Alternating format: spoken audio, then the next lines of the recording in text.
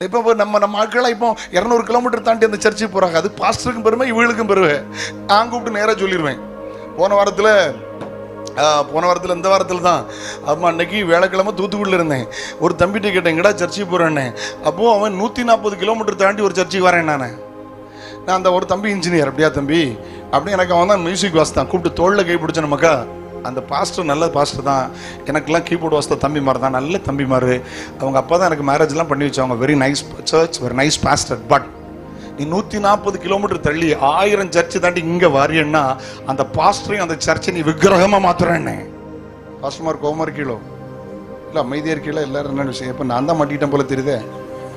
Hello, 140 கிலோமீட்டருக்கு மேலே மோர் தென் 1000 something churches. எனக்கு யார் கோவப்பட்டாலும் எனக்கு பற்றி கவலை இல்லை. என் பிரசங்கத்தை கேட்டு 4 பேர் கோவப்படணும். கேட்டீங்களா? எனக்கு என்ன பிரசங்கத்தை கேட்டு முறைச்சா தான் நான் என்ஜாய் பண்ணுவேன். அப்போ தான் சரக்கு உள்ளே போயிட்டுன்னு அர்த்தம். மக்களே, சர்ச்சைக்கு எங்கே போகிறேன்னு கேட்டால் தூத்துக்குடியில் பார்த்தீங்கன்னா ஒரு 300-400 பெந்தகோசபா இருக்கும். 140 கிலோமீட்டர் தாண்டி அவன் சர்ச்சுக்கு வரான்னு சொன்னால் பாஸ்டர் நல்லவங்க, சர்ச் நல்ல சர்ச், நல்ல ஸ்தாபனம், நல்ல சர்ச். ஆனா நீ என்ன செய்யறா தெரியுமா? உன்னை அறியாமல் அந்த போதகரையும் அந்த கட்டிடத்தையும் நீ விக்கிரகமாய் மாற்றுகிறாய். அதைத்தான் வேதம் சொல்கிறது. தங்கள் இச்சைக்கேற்ற போதகர்களை தெரிந்து கொண்டார்கள். இப்ப ஆமீன் வராத? ஹலோ, என்ன வீடும் செல்லரும் டிராவல் பண்ண கேசுகள் இருக்கும். 100-150 நமக்கு சொல்லும் போது கொஞ்சம் வீளுக்கு வலிக்கும்ல. பக்கத்துல முற்றத்து முல்லைக்கு என்ன இல்லை இன்னைக்கு மனம் இல்லை. அங்கேயும் பாட்டு தான், இங்கேயும் பாட்டு தான். கேட்டீங்களா? அங்கேயும் ஆராதனை, இங்கேயும் ஆராதனை, அங்கேயும் அந்நிய பாசம், இங்கேயும் அந்நிய பாசம், அங்கேயும் வைக்கானோ, இங்கேயும் வைக்கானோ.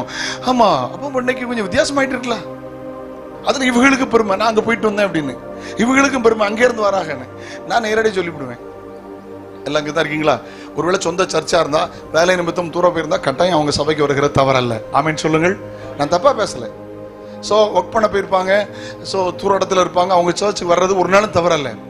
ஆனால் நம்முடைய மக்கள் ரொம்ப ஹீரோவை மாத்திக்கிட்டு இருக்காங்க ஊழியர்ல. ஒன்றை மட்டும் புரிஞ்சுடுங்க, ரியல் ஹீரோ ஏசுநாதர் மட்டும்தான். பாஸ்டர் MTKH படிச்சிருந்தாலும் சரி, MD பண்ணியிருந்தாலும், நீ ஏசி சர்ச் வந்தாலும் நீ hero. You are a hero, real hero. Jesus is only.